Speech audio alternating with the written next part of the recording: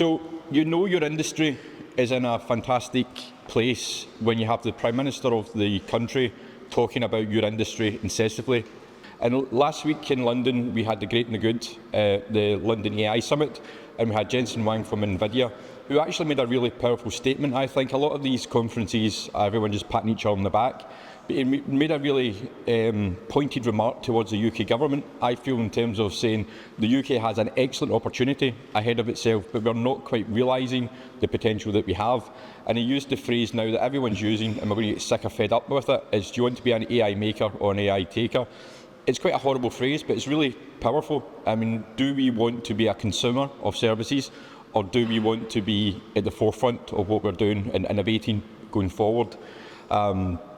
Which is really important, and we think Scotland plays a critical part in the UK's AI vision and roadmap going forward. There's no better location than Scotland to have your data centres, and we're going to talk you through our ambitions and our plans that have already started. We are not looking our best at the moment. When you've came in, you've probably seen the roads muddy, there's Harris fencing up. That's because we've already started construction on our expansion. But the ambitious plans that we've got ahead of us cannot be delivered alone. It's going to need partners in ecosystems.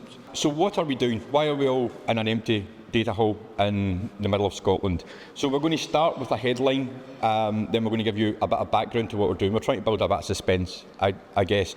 But it's really important for us to explain how we see the industry, how it's changing, and why we think now is the right time to be making these massive investments in an area like Scotland. So we plan to build 1.5 gigawatts of data centre space over the next 5 to 10 years, depending on customer uptake. That is an absolute massive number. So it's 1,500 megawatts. And if you don't work in data centres, these numbers are basically meaningless. They don't mean anything to most people. So I'm going to try and bring them to life a little bit. The facility you're sitting in just now, when we originally built it about 8 or 9 years ago, it was 16 megawatts. This entire building, so there's floors above us, there's all the data halls out, which you'll see when you go for a tour later. It was 16 megawatts. At that time, we could fit the entire data centre co-location market in 50% of the facility. We were told time and time again we had built a white elephant. It was too big for data centre, too big for Scotland, and we would never have a data centre market in Scotland. And we never believed them for a second, even through the dark years. So the facility itself is now 40 megawatts. We've increased that, but if you think about it, that's 1,000 times more, just about, in terms of power that we are looking to build and deploy here in Scotland within such a short place of time. So it's an exponential increase. So if you look at that as Scotland as a whole, Scotland's peak energy demand is just about under 5 gigawatts of energy. So on the coldest day in winter, when we've all got our lights, the heaters and our tellies on full blast and the electric showers are all going, 5 gigawatts is the peak. So we're proposing to take a third of that and add it back on top for data centre consumption. I can already hear the naysayers wringing their hands and saying, you're going to do what happened in Ireland, you're going to take all the power, there's not going to be anything left for us. Scotland is an ideal location for data centres. We have abundant clean energy. So yesterday, Scotland was operating at zero carbon. We were 100% on renewable energy. If you had the same data centre, the same workload in London, you are emitting 300 times more carbon by just being in a data centre in London. In Wales, it was 500 times more, just because they are still using gas-powered turbines to generate them. So from a sustainability point of view, there is only one answer. Any company that claims to be sustainability first and doesn't have their data centre in Scotland, you really need to question that going forward. But Scotland also has an abundance of energy. We have 20 gigawatts, so we have 4 times as much energy as we need getting generated by renewables. And the UK taxpayer has to pay £1.5 billion a year for curtailment to turn it off. The UK government paid all of these developers to go and put wind turbines up in the north of Scotland, and there's no demand for them, so they're all getting turned off.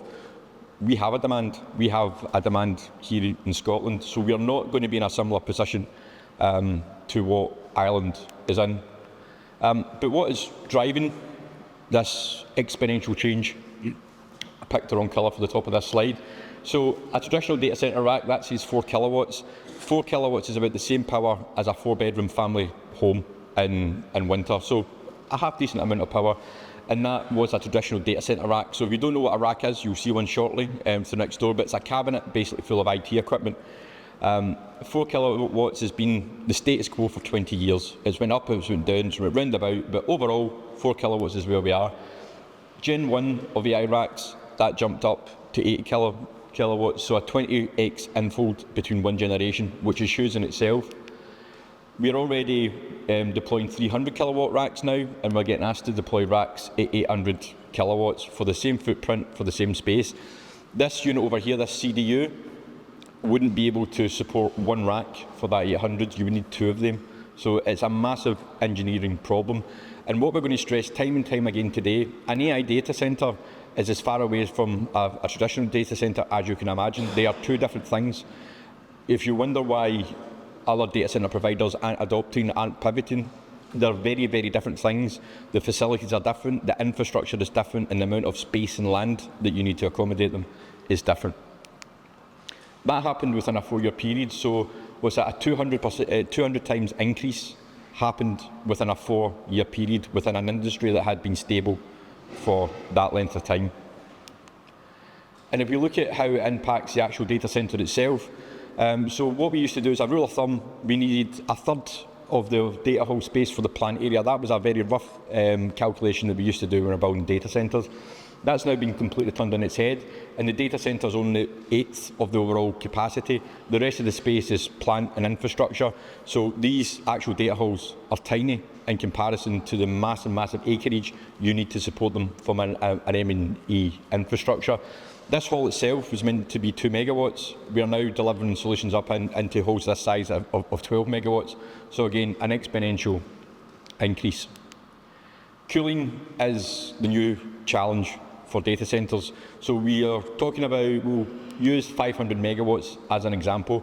You'll see in our ambitious plans, we have aspirations of building a single building that has 500 megawatts of power. If you have 500 megawatts of power, you have 500 megawatts of heat every hour of every day. That is the same amount of energy that the volcano that shut down European airspace from Iceland spewed out. To put that into context, we are having to deal with that level of cooling every hour of every day, 24/7. These are massive engineering issues that we're having to deal with. So again, when I say a data centre and an AI data centre are completely different things, we truly, really mean it. AI isn't cheap, we all know that. So we use in the industry, we use a figure of £8 million a megawatt, roughly, to build an AI data centre, and that's without land and supporting infrastructure, it's just for the building itself. If you look at 500 megawatts, that gets you to 4 billion just to build the thing. That doesn't include the GPUs to go in it, which is probably that price again for, is that about right? Yes. Do me a deal. The amount of GPUs to go into it. So why, all of a sudden in Scotland, are we looking to put billions and billions of pounds of capital into this area now? Is it because of a hype cycle? AI is a bubble. We've all heard it. We've all seen all these headlines. The journalists love anything to do with data centre turned down, AI turned down, the bubble getting burst. But we don't think it is. And we're betting it's not, but we're going to explain to why. First of all, we need to follow the money. If you look at the AI market in 2023, 33 billion UK, $184 billion globally. So a half decent size market, not massive, not tiny, kind of middle of the road. If we look at where that's going to be by 2030, in the UK it's 800 billion and globally it's 3 trillion, and that is just from the direct aspect of the market. They're saying it could be as much as 17 trillion in terms of the UK, the global economy from the impact of AI. Now these numbers all seem, when you're saying them, they almost lose meaning. Again, they're that big. But if we look at that 800 billion and the 3 trillion, you think that's miles away, it's never going to happen. This year alone, the 5 big technology companies have spent 450 billion on AI alone. That's 5 companies throughout the world. That 3 trillion doesn't seem so far away now, if that's only 5 companies who have got there, and that is in the first half of this year. But we've heard all this before. It's another dot-com boom. So for anyone who's old enough, back in the late 90s, early 2000s, there was ridiculous money getting put into companies that had nothing, they had no ideas. It was just a web company, and they got millions and millions of pounds, and everyone lost a fortune. Are there going to be casualties within the AI growth bubble? Absolutely. There's a lot of companies trying to do a lot of complicated things. There's going to be natural casualties of that, and there's going to be some consolidation. But we're very, very different from where we were back in the 2000s. If you look at the top 10 companies by market cap, the top 7 of those companies are all in on AI. It's the first time in history it's ever happened where the top 7 has been dominated with a single industry. If you look back to the market in 2000, it was motor manufacturers, it was retail, it was pharma companies and oil. It was a right mix across it. The top 7 companies in the world by market cap are all in on AI. The CEO of Google made a very poignant point. He said, our traditional business, we are burning the ships and going in all in on AI. So Google, we know, do ads. That's how they made their money. That model is away behind them now. They've entirely pivoted towards AI. If AI fails, the global economy fails. Let's make it absolutely clear. If these companies disappear overnight, the stock market disappears overnight. It is a reality of that. So you need to follow the money. This isn't a trend that's got institutional money baked into it. Industrial revolutions are not a new thing. Every industrial revolution that we've ever had has all been to do with technology, either turning farms, the mechanicalisation of farms, cinema, advertising, the motor car, factories, global transformation. It's all been driven by technology, and this industrial revolution is no different. If you look at these 5 that I put on screen, globally they increased the GDP by 1.4%. There were some areas of the world that were massive losers, and I want you to remember this. There was some real disenfranchised with every single one of these industrial revolutions, from people who used to work in farms, who lost their job, to factories, to mechanicalisation, to technology. But to be classed as an industrial revolution, you need to have a global impact of about 1.4%. We're predicting it's going to be 14% of global GDP by 2028 in terms of the increase that AI could absolutely have. So one thing I want to stress here, there is going to be the disenfranchised. We need to make sure that the UK is that AI maker, to use the horrible term, going forward, and make sure that we have the infrastructure, the skill sets, the people and the talent to stay at the forefront of that. The speed of development, we need to be aware how quickly things are moving. So this is the internet adoption over 30 years. So back in 1991, it was probably Ben and his colleagues within the university were playing with the internet. And over that time, it's ramped up. There's now 5 billion daily users on the internet. But that is actually quite a gradual step up over time. It's exponential, but we've had time to adapt. We've had time for businesses to industries, for everything to catch up. That isn't the case with what's happening with AI. So we are now at 2 billion daily users when you look at AI in terms of APIs, all the big interactive models. It took 19 years for the internet to get to the same level of adoption that's achieved really within 3 years when it first hit the main public zeitgeist going forward. The speed of improvement of these systems is absolutely exponential. So they have a test that they give AI systems, and there's 2 tests. One is called a wide test, so it's about general knowledge. It asks a range of random general knowledge questions. It's already better than 100% of the people. So the models that we had years ago for general knowledge can outperform almost 100% of people. Now, what they're focused on now is industry level experts. And when I'm saying expert knowledge, I'm talking about 5 or 6 people in the world for each industry who are really at the top of what they do. This isn't someone who says, well, I work in AI, so I'm an expert. These are considered people who are leading their field in everything from sports science to philosophy, real experts. Back in 2023, it was only better than 5% of those experts. It still had a real benefit over somebody who'd spent their whole life and gained a lot of experience. That's now above 90% across all domains going forward. Now, that happened within a year and a half. A few reasons for that. the compute power got stacked on top of more compute power, but that's when the reasoning models started coming out, so you've probably heard people talking about reasoning models, and that's where that went up. So look at the difference. In a year and a half, you've went from experts being absolutely safe, sleeping soundly at night, to the end of 2025, it's probably going to be better than most of them at what they do. If you look at the iceberg, everything that's happened just now is generative AI. So all this investment we've seen is pretty much on the back of generative AI. Of course, there's some outliers to that, but generative AI is models like ChatGPT, Gemini, Copilot that uses OpenAI in the background. So that's what we're looking at here. But we've not even started on AI yet. We've got agentic AI. So agentic AI is when you have expert small models interact with each other in real time, interact with your data, staff, employees and customers. You'll then have agentic agents interacting with other agentic agents and negotiating on your behalf. That has come to all enterprise organisations, and it's going to happen very, very fast. Next, there's the physical embodiment of AI, and this is going to be absolutely massive. In the next 5 years, we all need to get used of seeing more robotics around about this. Now, am I talking about the Terminator? I don't know, but even when you go to airports now, it's commonplace to see a robotic cleaner cutting about. You go into restaurants now and you're seeing robotic waiter type things going about. This type of technology is going to be absolutely massive when we look at the physical embodiment. Some of the world's biggest companies, like telecoms companies, are already using sophisticated drone technologies to replace whole teams of people who used to do geo-surveys and all these different things. They can fly over a single drone, and it does it all.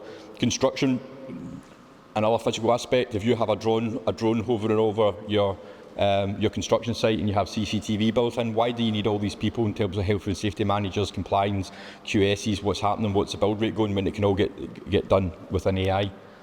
The creative industries, right now in Glasgow there's a movie getting filmed, so if you've been in Glasgow city centre, they've shut down half of Glasgow. There's about 200 people. They are putting fake landscapes onto the side of buildings. There's futuristic cars running about. They must have flown loads of people over with that. In a few years' time, they simply won't have to do that. You've already seen Google's VO image, VO3, and what it's able to do. Once it becomes commercially cheaper, they won't fly people about to make Hollywood blockbusters anymore. It's the same as CGI. That's going to be another massive piece. The multimodal piece of AI, we all interact with it typing.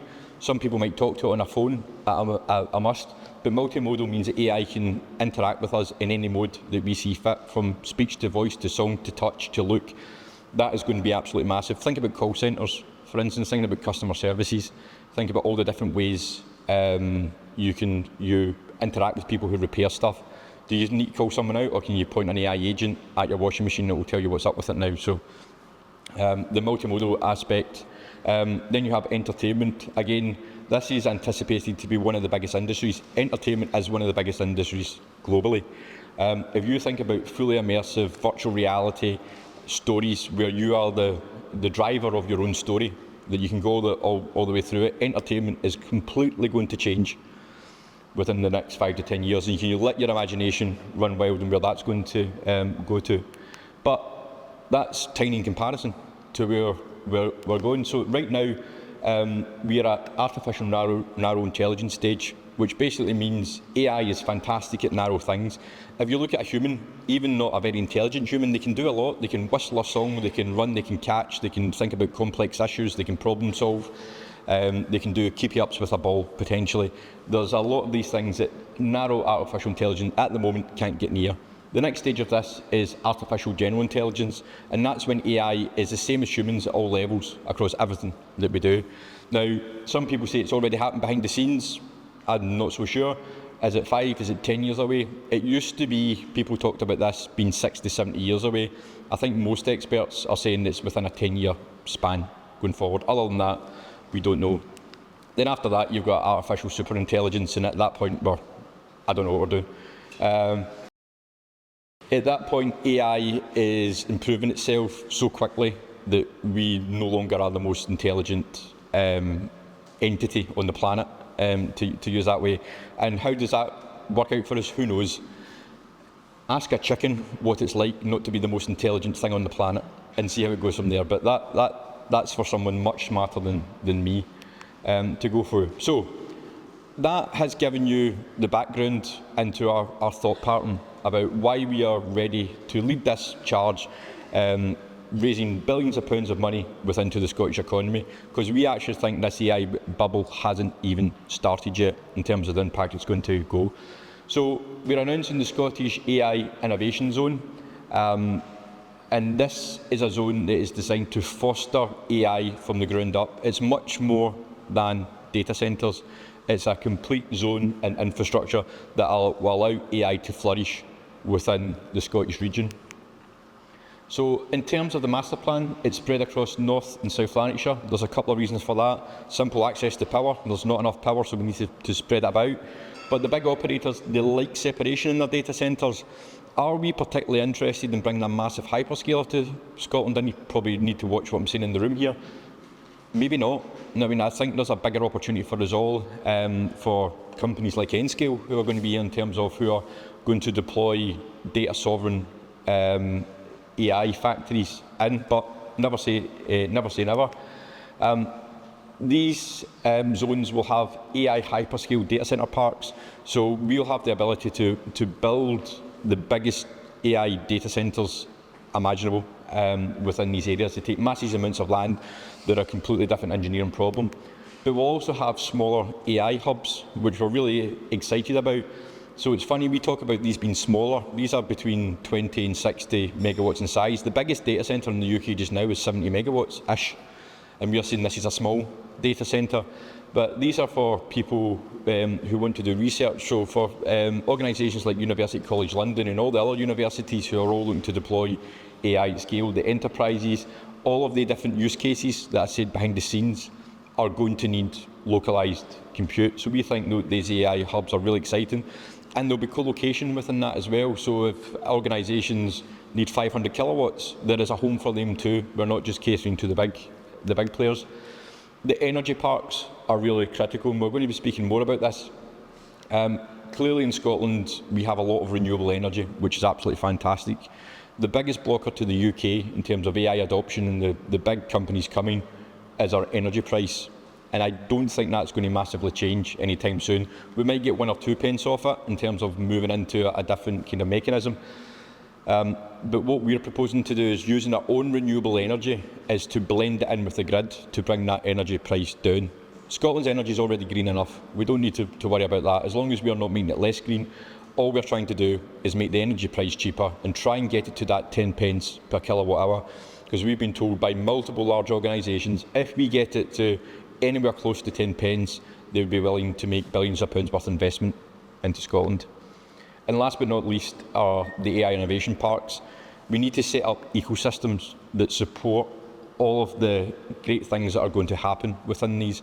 Now, one of the really interesting bits people might not know is our parent group has built 2 of the largest technology and enterprise parks in Scotland, one in North Lanarkshire and one in South Lanarkshire. So we don't see these things as slideware. It's something that, as a group, we have actually already delivered. There is something like 500 companies, 20,000 staff already employed in them. So we have a heritage of being able to bring these things to reality. So bringing it to life a little bit. So this is the building you're in just now. So the land to the east of that, where we've already started, you've seen the fences down, the diggers are in, we're moving up the hill.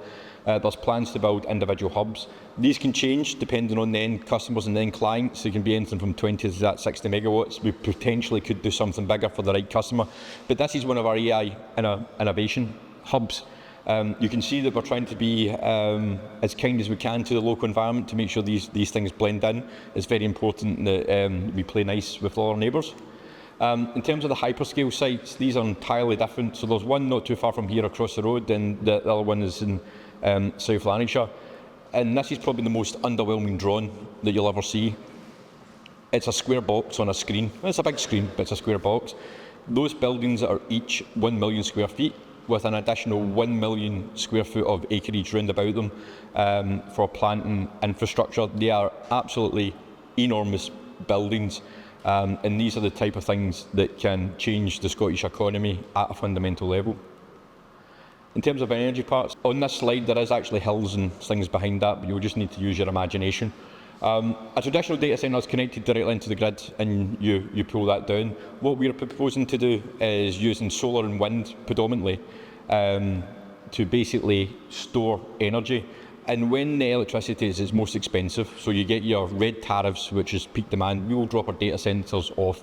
We'll get paid to drop the data centre off by the national grid, and we'll also be generating electricity far cheaper than they can. It's private wire, so we're missing all the non-commodity charges, and that will allow us to get down to that 10 pence that we think is absolutely critical.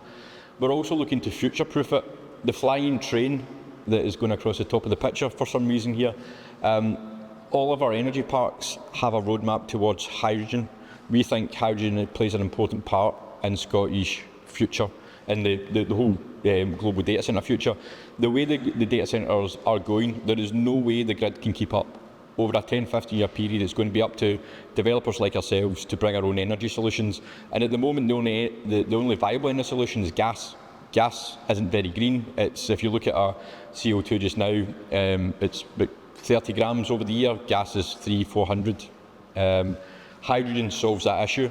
Some challenges to overcome with the technology. It's a little bit explosive. It's hard to store. It's still quite expensive.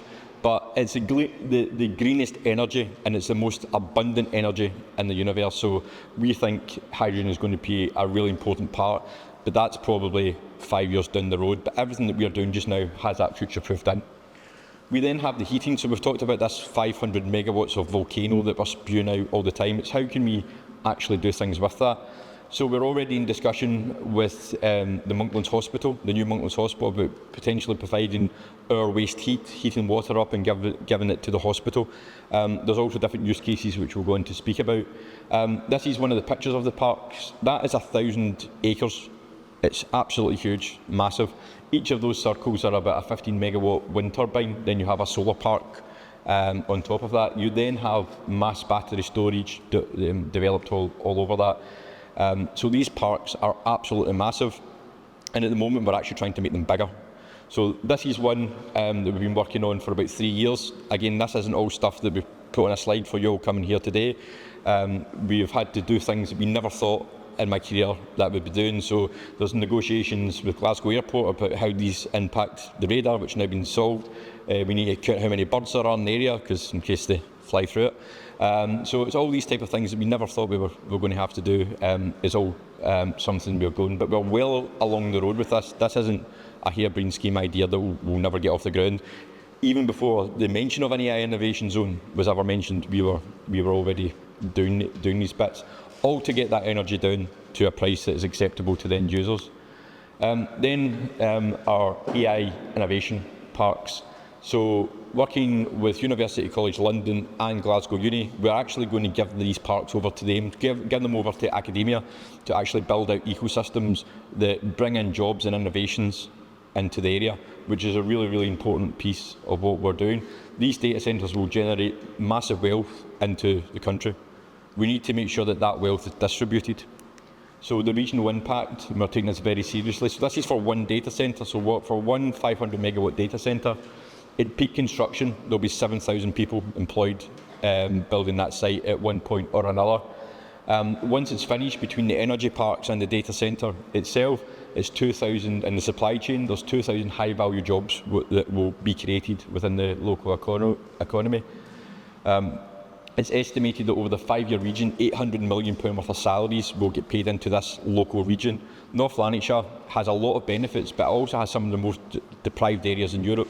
So it's important that we make sure that those new highly paid, highly skilled jobs are going to local people. The tax generation is absolutely insane. Over a 5-year period, £1.3 billion of different taxes that will be paid just by having a data centre here. So these one facility will directly change the economy as we know it. We need to make sure our economies are completely diverse as well. Scotland has had a lot of challenges about loss of industrialisation over the point. People don't want to work in shops or work sitting in the house. We need to create really high value jobs that train people and allow people to go forward. We also need to modernise infrastructure. So these facilities will pay for modernisation of infrastructure, and I'm not just talking about fibre, I'm not just talking about power, I'm talking about road networks and everything else that goes around a sophisticated economy, these data centres will draw in. One of the big things we're really passionate about is making sure that we upskill the local community. So within these plans, we're going to train thousands of local people in the skills that they need around about AI and AI adoption to make sure that they have their place within this modern world. And we need to make sure we reach everyone. It's no good at just looking after people who are already on that track. How do we get to the single mum who's sitting in Motherwell somewhere to make sure that she has access to the IE skills that they need? How do you get to the disenfranchised child who maybe doesn't have the home life they need? How do we get to them to make sure that they have that? And that's something that as a group we feel very passionate about.